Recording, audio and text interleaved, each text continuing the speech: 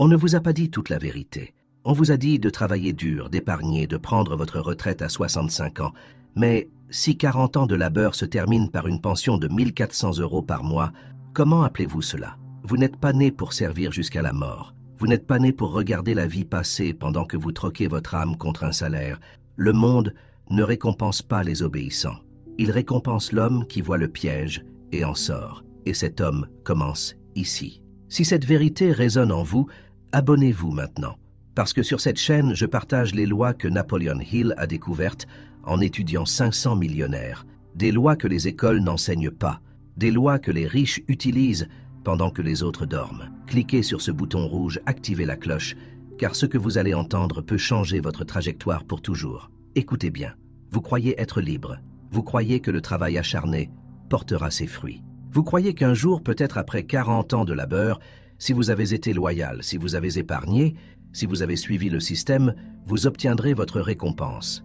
Mais je vous le dis sans apologie, si 40 ans de labeur se terminent par la dépendance, alors qui a vraiment possédé votre vie? J'ai vu cela trop souvent. Des hommes qui ont donné toute leur jeunesse à un emploi pour atteindre l'âge de 65 ans avec un corps fatigué, une main tremblante et un regard apeuré sur le calendrier parce que leur argent s'épuise. Ils ont obéi à toutes les règles. Ils sont restés silencieux. Ils ont fait ce qu'on leur disait. Ils ont travaillé. Ils ont attendu. Et quand l'attente s'est terminée, il n'y avait rien qui les attendait. Je vous le demande. Qui possède la vie d'un homme qui la donne au compte-gouttes? Un salaire à la fois, pour mourir incertain, non libre et oublié. Vous devez comprendre cela. L'esclavage a changé de costume, mais il n'est jamais parti. Les chaînes ne sont plus en métal. Elles sont faites de routines, de dettes, d'attentes basses, de croyances non examinées. On vous a dit que le système fonctionne si vous le suivez. Mais ce qu'on ne vous a pas dit, c'est que le système n'a jamais été conçu pour vous rendre riche. Il a été conçu pour vous rendre utile à la richesse de quelqu'un d'autre. Je ne vais pas adoucir mes mots. Je ne suis pas là pour vous encourager gentiment. Je suis là pour vous réveiller. Parce que tant que vous ne verrez pas la vérité de votre condition, vous ne marcherez jamais libre. Maintenant, dans ce message, je vais vous donner les lois que les riches ont apprises pendant que les autres dormaient. Je vais vous dire exactement comment Carnegie, Rockefeller, Ford et Lincoln aux États-Unis, mais aussi François Pinault en France, Guy Laliberté au Québec, Bernard Arnault, Xavier Niel, sont partis de rien ou presque. Pas par hasard, pas par faveur, mais par alignement avec la vérité et obéissance à la loi. Vous apprendrez pourquoi le travail seul ne vous rendra jamais libre, pourquoi la retraite n'est pas la liberté qu'on vous a promise. Comment les écoles sont conçues pour former des employés, pas des propriétaires. Pourquoi votre emploi n'est pas un plan, c'est un bouche-trou. Comment les riches obéissent à des lois spirituelles invisibles que les pauvres ignorent. Comment vos habitudes quotidiennes forment la prison que vous appelez vie. Pourquoi attendre est l'ennemi et le mouvement est le remède. Et comment l'homme qui refuse de servir finit par devenir celui qui commande. Si vous êtes honnête, vraiment honnête, vous réaliserez que vous n'êtes pas libre, pas encore. Mais si vous restez avec moi, si vous écoutez chaque mot, si vous répétez ce que j'enseigne et l'appliquez avec précision, vous ne travaillerez plus jusqu'à la mort. Vous construirez une vie qui travaille pour vous. Les chaînes sont dans vos habitudes. La clé est dans votre esprit. Affirmez cela à voix haute maintenant. Je refuse de travailler ma vie entière et de mourir pauvre. Je suis né pour posséder, pas pour obéir. Le travail seul ne vous rendra jamais libre. On vous a appris à croire au labeur. On vous a dit que le travail acharné est la réponse, que si vous pointez simplement, restez tard, servez bien, gardez la tête baissée, vous finirez par monter. Mais la vérité est celle-ci, le travail seul ne vous rendra jamais libre. Vous pouvez vendre votre force au rêve d'un autre pendant 40 ans et mourir quand même sans nom. Je ne parle pas contre le travail, je parle contre la loyauté mal placée. L'homme qui travaille sans réfléchir n'est pas meilleur qu'une machine. L'homme qui travaille sans but n'est pas plus libre qu'un mulet. Et l'homme qui travaille sans propriété reste un serviteur, peu importe la taille du salaire. Laissez-moi vous enseigner la différence entre labeur et richesse. Le labeur est l'effort du corps. La richesse est le commandement de la pensée. La plupart des hommes vendent leurs heures pour la vision d'un autre parce qu'ils n'ont jamais compris cette loi. L'argent obéit à la pensée, pas au temps. Un homme peut passer toute sa vie dans le labeur et être dépassé par le penseur qui a osé construire un système. Regardez François Pinault. Il a quitté l'école à 16 ans. Il vendait du bois en Bretagne. Aujourd'hui, il possède Gucci, Balenciaga, Saint-Laurent. Pas en travaillant plus dur que les autres, mais en pensant différemment. Andrew Carnegie a fait la même chose avec l'acier. Xavier Niel vendait des services Minitel. Aujourd'hui, il est milliardaire des télécommunications. Guy Laliberté était artiste de rue au Québec. Il a créé le Cirque du Soleil, un empire mondial. Qu'ont-ils en commun? Ils ont construit des systèmes qui fonctionnent sans eux. Andrew Carnegie a travaillé une fois et profité pour toujours. Il n'a pas simplement manié des marteaux dans une aciérie. Il a conçu un empire. Il a construit un système de processus, d'hommes et de matériaux qui se multipliaient pendant qu'il dormait. Il a utilisé son esprit pour organiser des hommes avec compétence et vision. Et à partir de ce moment, ses idées gagnaient plus que n'importe quel jour de labeur ne pourrait jamais. C'est le secret que le travailleur n'apprend jamais, que l'esprit est la seule véritable usine de fortune. Pourtant, vous avez été formé différemment. Dès l'enfance, on vous a appris à associer les heures aux revenus, à croire que votre valeur est basée sur le temps que vous donnez. Mais le temps est la monnaie du pauvre. C'est la seule chose que vous ne pouvez jamais récupérer. Et chaque fois que vous l'échangez contre le rêve de quelqu'un d'autre, vous vendez la seule chose qui vous appartient vraiment. Les hommes ont été formés à travailler, pas à penser. Ils ont été formés à obéir, pas à construire. Et maintenant, ils se demandent pourquoi ils travaillent toute une vie et n'ont rien à montrer. Ce n'est pas une injustice, c'est une programmation, et elle doit être brisée. Vous ne pouvez pas continuer à croire que plus d'efforts apportera plus de liberté. Ce ne sera pas le cas. Ce qui apporte la liberté, c'est la propriété. Propriété de la pensée, propriété de système, propriété du but. Tant que vous ne cesserez pas de travailler aveuglément et ne commencerez pas à travailler avec définitivité, vous échangerez toujours votre vie contre des miettes. Un homme qui n'échappe jamais au travail horaire meurt serviteur. Peu importe que vous portiez un costume ou maniez un marteau. Si vous échangez votre temps contre un salaire sans plan plus grand, vous n'êtes qu'un esclave plus cher. Mais il y a une issue. Il y a une nouvelle loi à obéir, une nouvelle identité à former. Et cela commence ici. Affirmez maintenant. Je ne vends pas ma vie pour des miettes. Mon travail construit la propriété, pas la dépendance. Si vous comprenez ce principe, partagez cette vidéo avec quelqu'un qui en a besoin. Et si vous n'êtes pas encore abonné, faites-le maintenant, parce que je vais vous montrer exactement comment construire cette propriété dans les prochaines minutes. Le mensonge de la retraite. On vous a dit d'attendre. Attendez jusqu'à vos 60 ans. Travaillez pendant que vous êtes jeune. Épargnez un peu ici. Sacrifiez aujourd'hui pour pouvoir profiter demain. Et quand demain arrive, vous êtes fatigué, vous êtes fauché, et votre liberté n'est rien d'autre qu'un souvenir que vous n'avez jamais vécu. La retraite est le mensonge qu'ils ont donné aux travailleurs pour qu'ils ne se révoltent pas. Vous n'épargnez pas pour la liberté, vous épargnez pour retarder l'effondrement.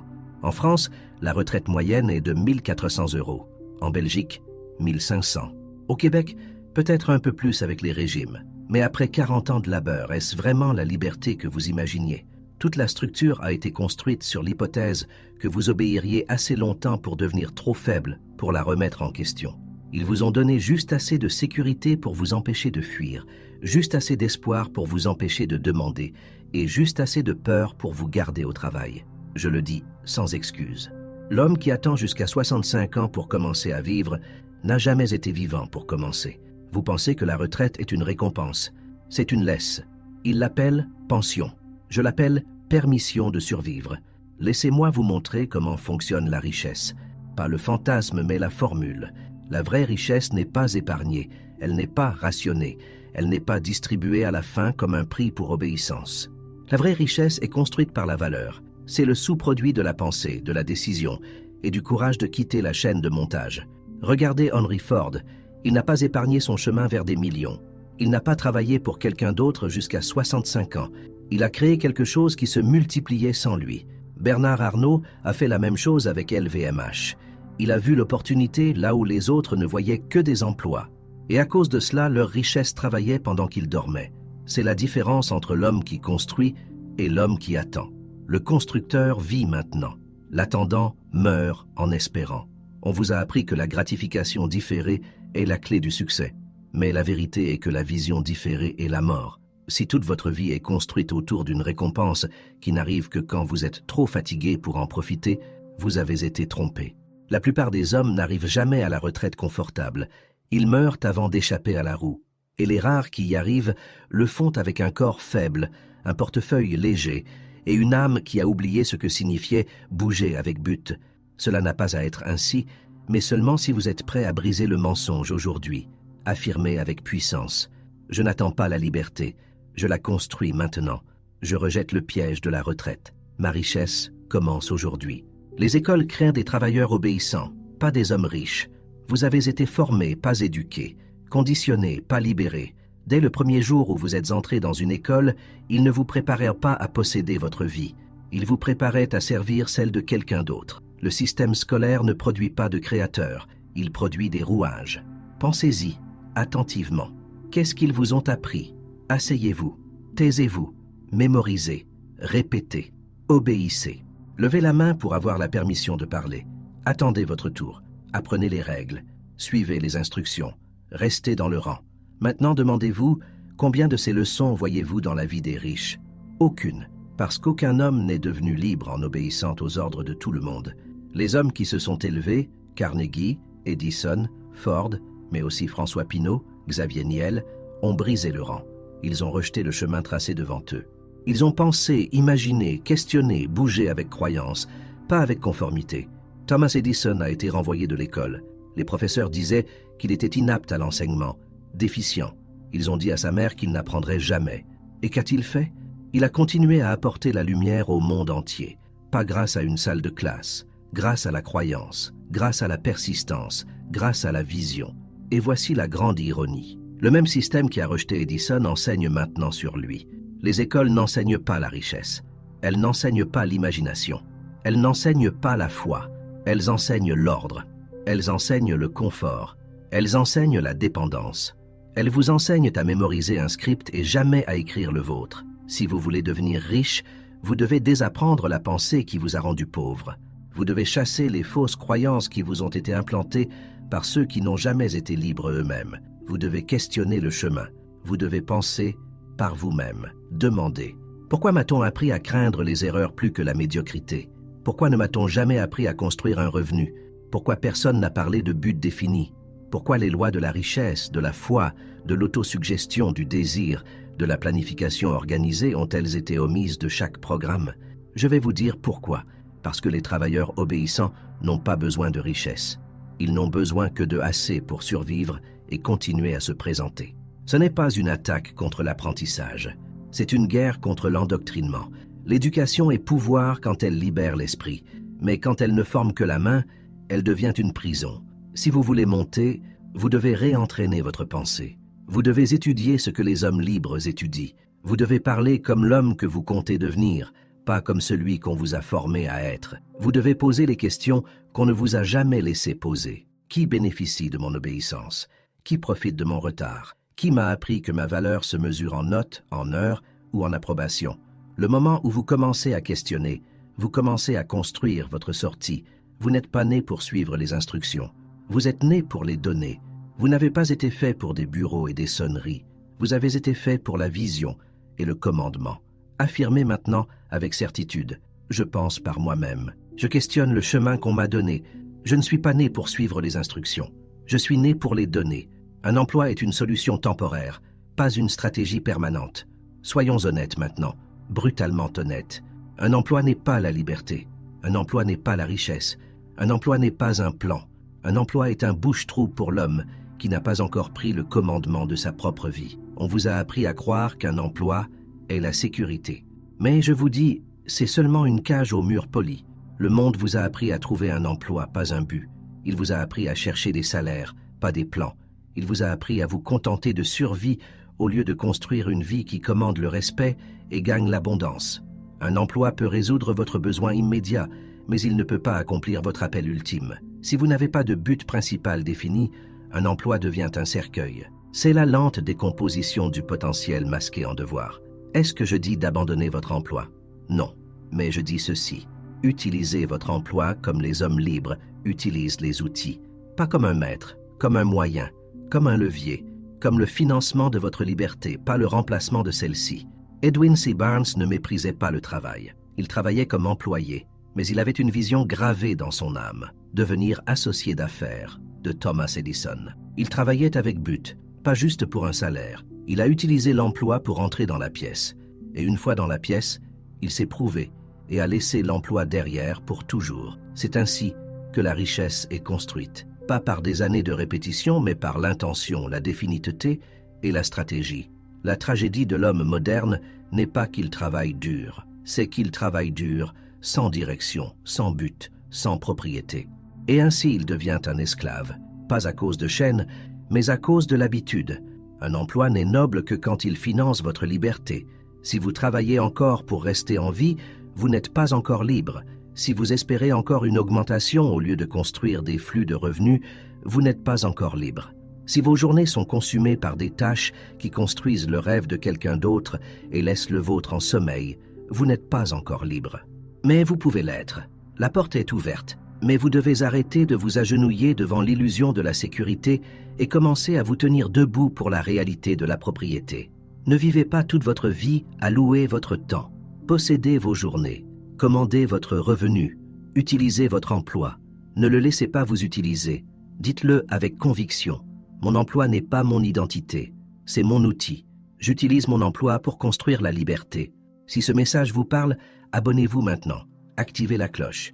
Parce que je partage ces principes chaque semaine. Et croyez-moi, chaque vidéo peut être celle qui change tout. Les lois de l'homme riche sont spirituelles. Laissez le monde continuer à courir après l'argent. Laissez-les se disputer les miettes. Laissez-les échanger des heures contre des pièces et vendre leurs droits de naissance pour des salaires. Vous, je vous parle directement. Vous devez comprendre ce qu'ils ne comprennent pas.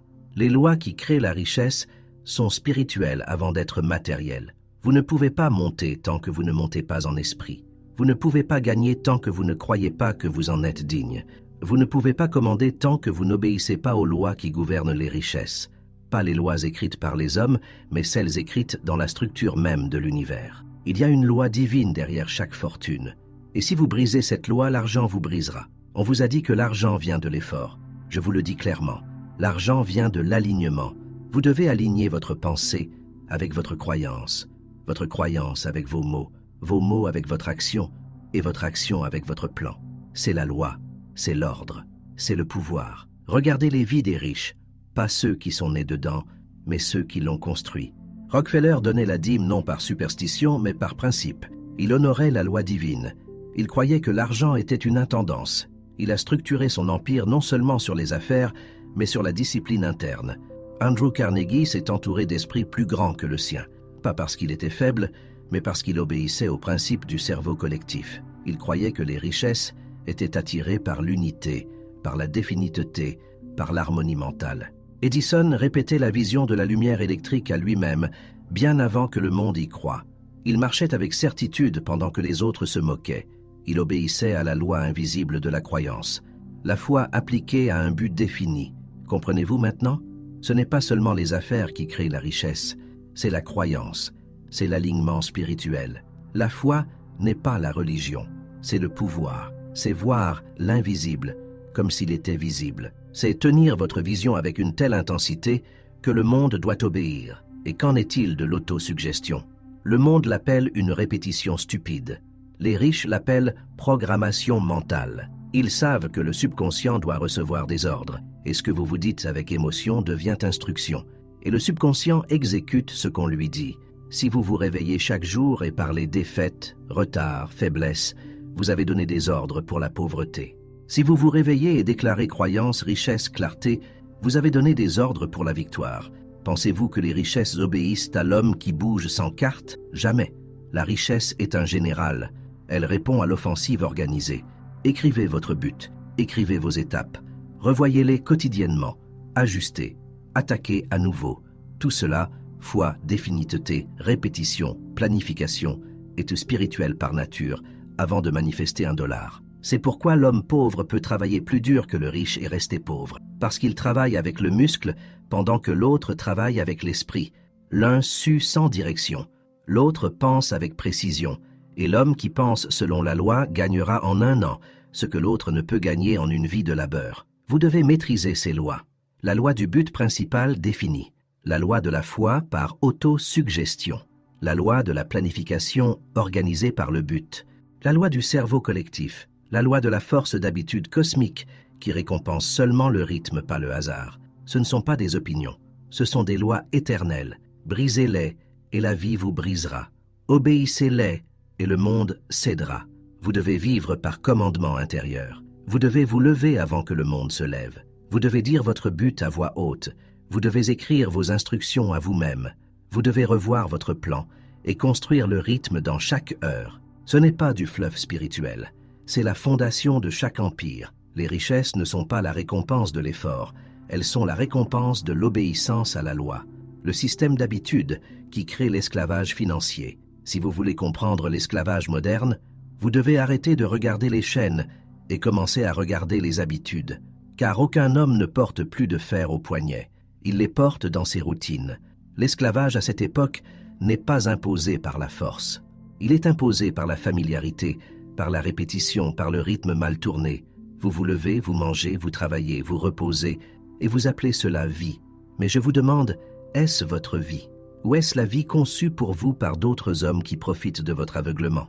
L'esclave moderne n'est pas lié par un maître, il est lié par un cycle. Et ce cycle, sauf interruption, le portera jusqu'au tombeau avec rien à montrer, sauf obéissance et épuisement. Les chaînes sont dans vos habitudes. À quelle heure vous levez-vous? Quelle pensée entre dans votre esprit avant que le monde parle? Commencez-vous votre journée par instruction à vous-même? Ou vérifiez-vous une machine et suivez-vous les instructions du monde? Quand votre corps se lève mais votre but dort, vous êtes déjà un serviteur. Parlons clairement. Vous ne pouvez pas vivre comme un homme commun et attendre des résultats hors du commun. Vous ne pouvez pas dériver vers la fortune. Vous ne pouvez pas errer vers la maîtrise. Vous devez la commander. Et commander exige du rythme, mais ce doit être le bon rythme. L'homme pauvre se lève tard, mange sans réfléchir, consomme sans produire, réagit sans penser et répète le même jour confus, année après année. C'est le système d'habitude qui mène à l'esclavage financier. Cela ne semble pas oppressif. C'est pourquoi c'est si dangereux. Cela semble normal, mais c'est normal seulement parce que c'est répandu. Maintenant, comparez cela avec les habitudes des riches. Pas ceux qui ont hérité, mais ceux qui ont construit. Andrew Carnegie se levait tôt. Il n'attendait pas les ordres. Il les donnait. Il planifiait sa journée la veille au soir. Il disait à voix haute ses buts. Il écrivait des lettres d'intention. Il revoyait ses progrès quotidiennement. Charles Schwab n'est pas tombé dans le leadership. Il est devenu multimillionnaire parce qu'il a maîtrisé le rythme organisé. Chaque heure avait un but. Chaque matin était planifié. Chaque nuit était mesurée. Il connaissait la loi. Si vous ne pouvez pas le mesurer, vous ne pouvez pas le multiplier. Thomas Edison a testé une idée plus de 1000 fois. Pas parce qu'il avait de la chance, mais parce qu'il était structuré. Sa répétition n'était pas aléatoire. Elle était rythmée. Elle était dirigée.